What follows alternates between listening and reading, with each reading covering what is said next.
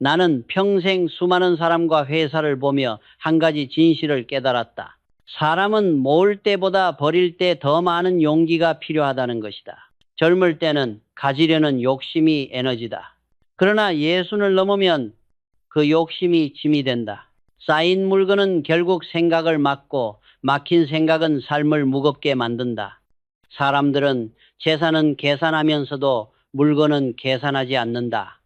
보험, 예금, 부동산은 꼼꼼히 정리하면서 정작 집안 가득한 잡동사니는 언젠가 쓸 일이 있겠지 하며 붙잡는다. 그 언젠가는 대부분 오지 않는다. 그 사이 공간은 먼지로 채워지고 몸은 점점 움직이기 어려워진다. 나는 예전에 한 노인의 집을 방문한 적이 있다. 문이 제대로 열리지 않았다. 서류와 상자가 천장 끝까지 쌓여 있었다. 노인은 말했다. 이건 내 인생이에요. 다 버릴 수 없어요. 나는 그 말을 부정하지 않았다. 그 속엔 분명 그의 세월이 담겨 있었기 때문이다. 하지만 조용히 물었다. 지금 선생님께 진짜 필요한 물건은 무엇입니까? 그는 잠시 생각하더니 미소 지었다. 라디오. 아침마다 라디오를 켜야 세상과 연결된 기분이 듭니다. 그 한마디에서 나는 정리의 핵심을 보았다. 인생의 끝자락에서 남겨야 할 것은 기억이 아니라 지금 나를 살게 하는 한 가지 것이다. 그 한 가지를 지키려면 나머지는 과감히 비워야 한다. 우리는 그날부터 하나씩 꺼냈다. 아이들과 박물관을 갔을 때의 입장권, 군대에서 받은 메모, 30년 전의 버스 영수증. 그 모든 것에는 사연이 있었지만 지금의 삶에는 아무 쓸모가 없었다. 노인은 처음엔 손이 떨렸다. 그러나 며칠 지나지 않아 그의 눈빛이 변했다. 이제 좀 숨이 편해집니다. 문이 열리고 햇살이 들어오자 그는 다시 웃었다. 방에는 라디오 한 대, 편히 눕는 침대, 밖에 나갈 때 입을 옷 몇 벌만 남았다. 그때 나는 확신했다. 비움은 단순한 청소가 아니라 삶의 경영이다. 기업이 쓸모없는 재고를 쌓아두면 자금이 막히듯 인간도 불필요한 물건을 쌓아두면 삶이 막힌다. 버리면 새로운 공간이 생기고 공간이 생기면 생각이 움직인다. 그 생각이 움직여야 다시 젊어진다. 나는 사업을 할 때 언제나 말했다. 남보다 앞서고 싶다면 먼저 쓸데없는 것을 빼라. 공장도 사람도 같다. 비워야 돌아간다. 나이 든다는 건 세월을 잃는 게 아니다.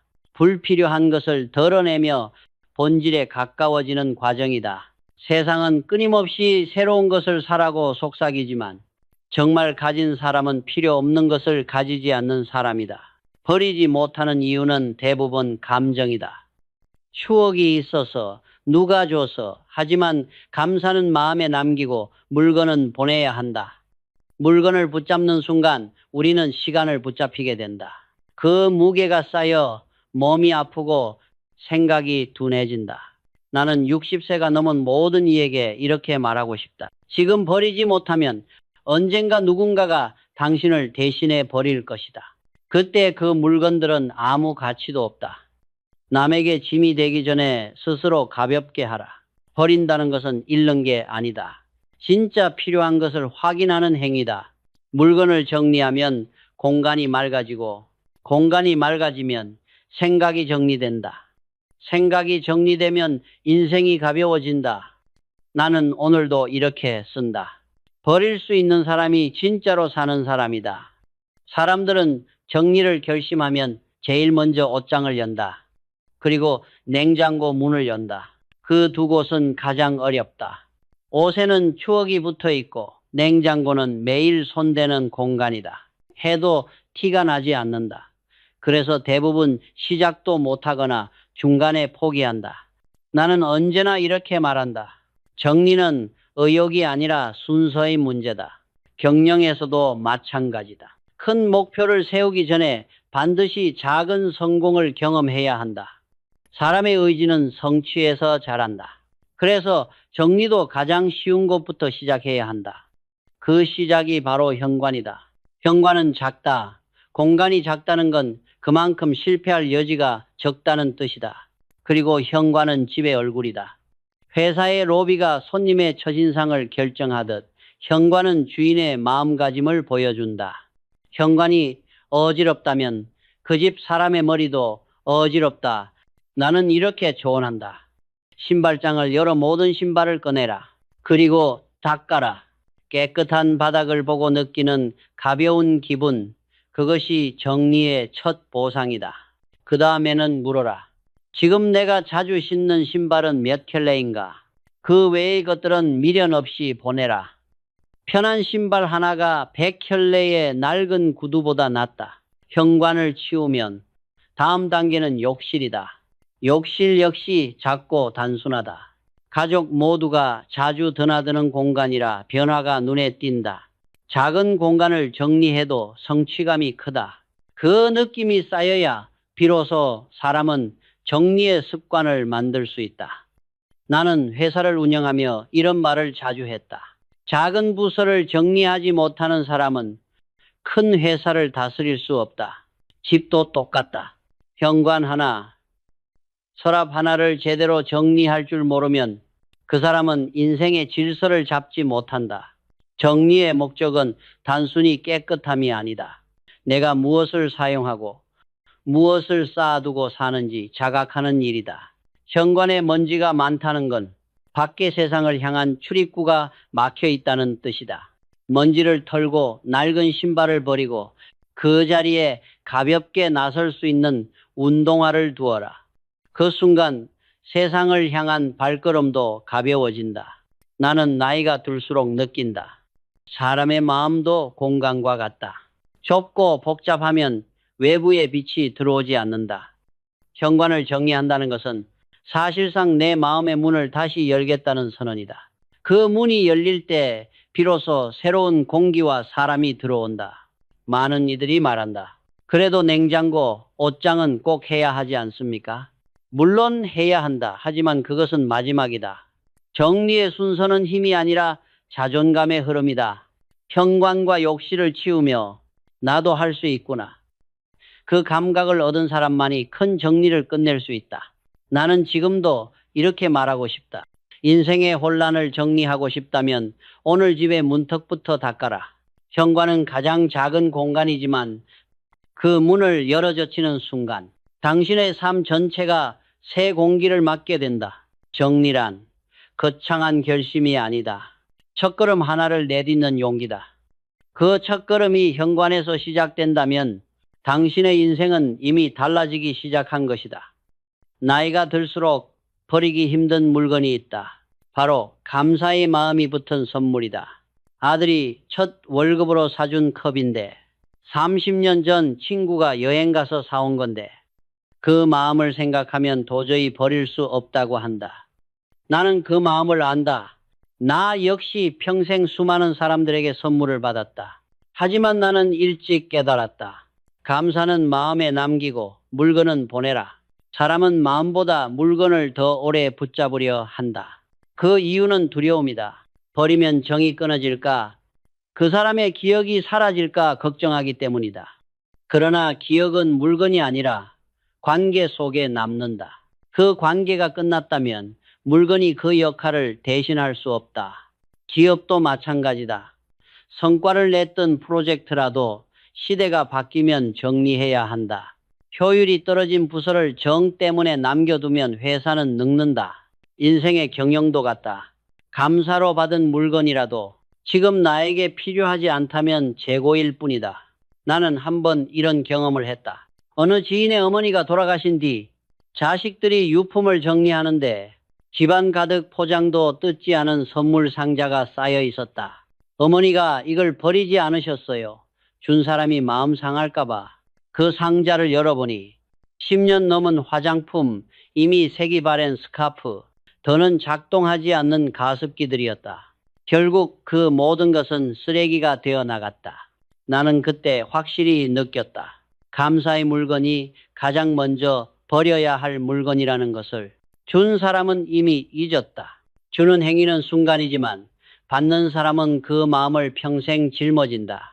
그러나 그것은 감사가 아니라 부담이다.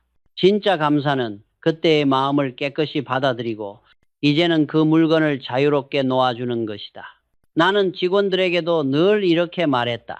고마움을 빚으로 만들지 마라. 고마움은 순간에 완성돼야 한다. 감사로 받은 물건을 쌓아두면 그 마음은 곧 의무로 변한다. 의무는 마음의 먼지를 만든다. 그 먼지가 쌓이면 결국 자신도 모르게 불편해진다. 버리는 일은 결코 배은망덕이 아니다. 물건에 생명을 다한 것을 인정하는 일이다. 꽃이 시들면 버리고 새 계절의 꽃을 맞이하듯 감사도 흐르게 해야 한다. 고마웠던 순간을 마음속에 남기고 물건은 제자리를 찾아 보내는 것. 그것이 성숙이다. 나는 내 소재의 물건을 정리할 때도 같은 원칙을 쓴다. 이것이 지금의 나에게 의미가 있는가? 그 질문에 아니요 라면 주저하지 않는다. 책도 선물도 상패도 마찬가지다. 사람이 물건을 붙잡을수록 과거에 묶인다. 과거의 고마움에 묶여 있으면 지금의 나를 감사할 수 없다. 감사의 물건을 떠나보내는 일은 결국 자신을 자유롭게 하는 일이다. 그것이 인생 후반의 지혜다. 사람들은 집을 안식처라 부른다. 그러나 나이가 들수록 그 안식처가 점점 창고가 되어간다. 한때는 쓸모 있었던 물건들이 자리를 차지하고 그 사이로 먼지가 쌓인다. 집은 점점 무거워지고 주인도 그 무게에 눌린다.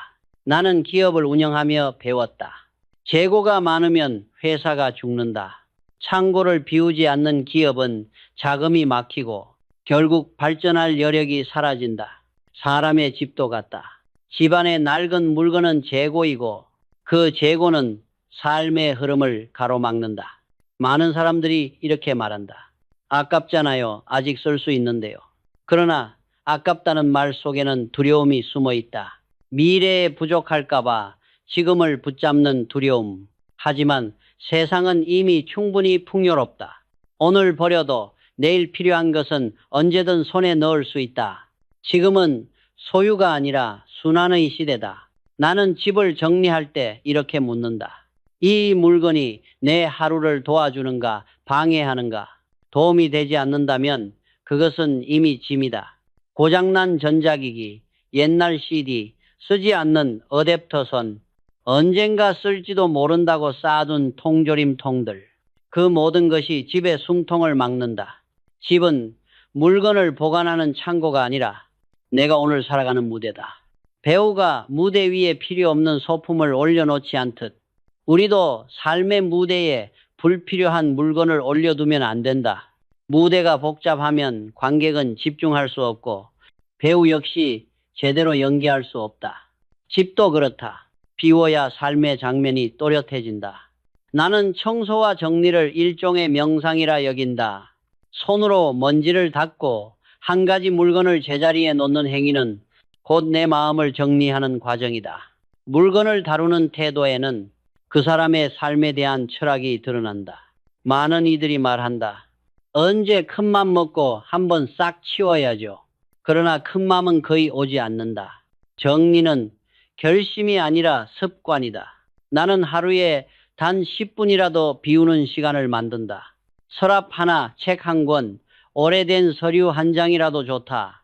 하루에 한 가지라도 비워내면 그 공간이 내게 새로운 생각을 준다. 기업의 생산 라인도 마찬가지다. 불필요한 공정을 하나 줄이면 생산성이 올라간다. 집에서도 똑같다.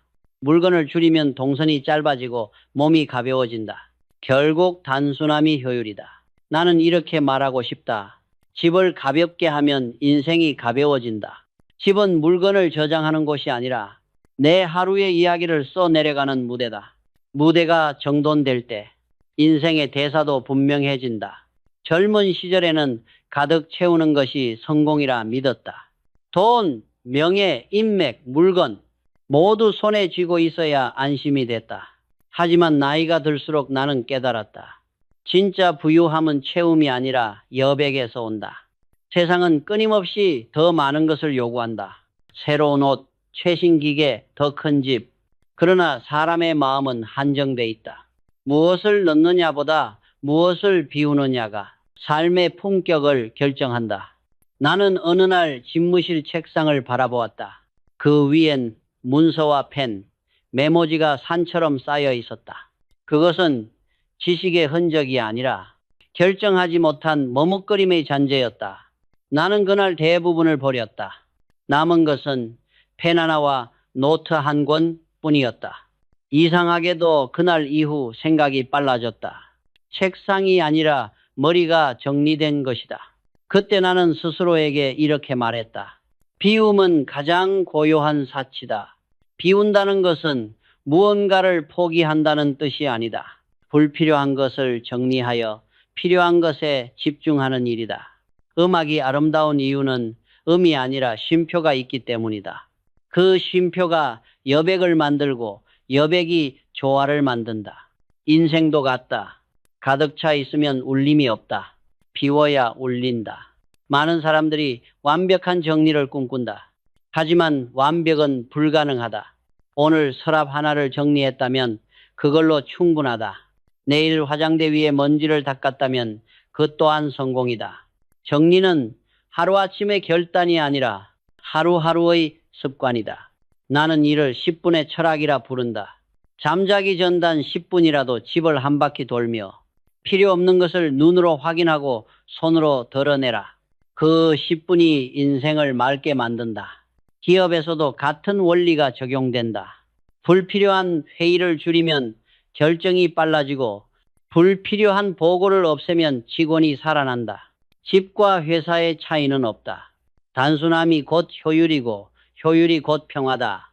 나는 종종 이런 말을 듣는다. 회장님, 이제는 좀 쉬셔야죠. 그러나 나에게 쉼이란 아무것도 하지 않는 시간이 아니라 불필요한 것을 덜어내는 시간이다. 그때 마음은 고요하고 생각은 깊어진다. 그 고요 속에서 비로소 진짜 나를 만난다. 사람들은 화려한 삶을 부러워하지만 나는 이렇게 말하고 싶다. 고요하게 사는 것도 하나의 사치다.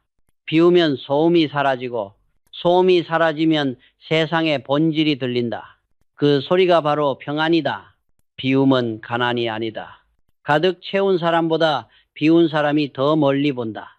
비움의 끝에는 자유가 있다. 나는 오늘도 내 마음의 창고를 정리한다.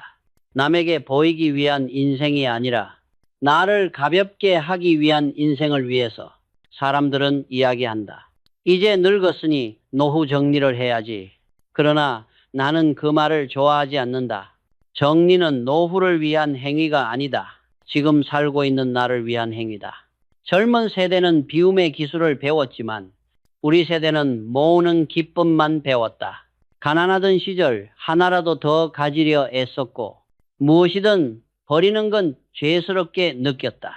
그래서 우리의 집은 커질수록 무거워졌고 마음은 넓어지지 않았다. 이제는 시대가 바뀌었다. 세상은 소유의 시대에서 순환의 시대로 옮겨갔다. 이제 버릴 수 있는 사람이 앞서간다. 정리는 노후 대책이 아니라 오늘 나를 살게 하는 지혜다. 나는 이제 이렇게 말한다. 비움은 미래를 준비하는 가장 현명한 투자다. 노후를 위해 정리한다면 그건 의무지만 지금을 위해 정리하면 그건 자유다. 오늘 하루를 편하게 살기 위해 내 눈앞의 공간을 맑게 하는 것. 그게 진짜 정리다. 정리를 하다 보면 놀라운 일이 일어난다. 물건만 정리한 줄 알았는데 생각이 정리되고 사람이 정리된다. 불필요한 물건을 버리면 쓸데없는 생각도 따라 사라진다. 저 사람과는 언젠가 다시 좋아지겠지. 그런 허망한 기대도 함께 사라진다. 남는 것은 필요한 관계, 필요한 생각, 필요한 나뿐이다. 나는 이제 과거의 나에게 이렇게 말하고 싶다. 그동안 수고했다. 이제 그만 놓아라. 놓는 순간 비로소 남는 것이 무엇인지 보인다. 남에게 보이기 위한 삶이 아닌 나에게 편안한 삶. 그것이 정리가 주는 가장 큰 선물이다. 사람들은 종종 나에게 묻는다. 회장님, 성공의 비결이 무엇입니까? 나는 이제 이렇게 답한다. 버릴 것을 아는 것. 기업도 인생도 같다. 버릴 줄 모르면 결국 무너진다. 비워야 새 것이 들어온다. 정리는 결코 끝나는 일이 아니다. 삶이 지속되는 한 계속 이어져야 한다. 매일 조금씩 하루에 10분이라도 나를 무겁게 하는 무엇인가를 덜어내라. 그 시간이 쌓이면 인생이 가벼워진다. 나는 이제 이렇게 살고 싶다. 집이 깨끗하고 책상이 단정하며 생각이 맑은 노인으로. 남은 시간을 어떻게 채울지가 아니라 무엇을 덜어낼지를 고민하는 사람으로. 정리는 노후의 마지막 과제가 아니라 오늘을 명확히 살기 위한 첫 단추다. 지금 당장 책상 위에 한 장 서류라도 치워라. 그 순간 당신의 내일이 가벼워질 것이다. 물건을 정리하면 생각이 정리되고 생각을 정리하면 인생이 맑아진다. 이것이 내가 남기고 싶은 마지막 가르침이다.